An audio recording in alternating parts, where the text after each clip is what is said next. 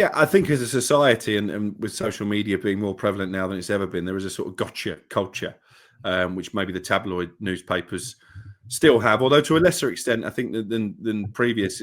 I was intrigued over in Germany when clearly England underperformed, despite the fact they reached the final.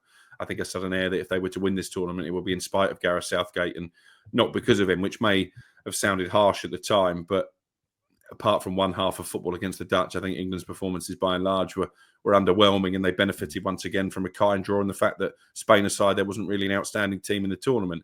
But I look at how the newspapers covered the tournament and covered Gareth Southgate. I think they reported on his tenure much more generously than they would have done previous England managers. You look at Graham Taylor, what a gentleman he was, by the way. I went on a couple of overseas trips with him, a fantastic guy.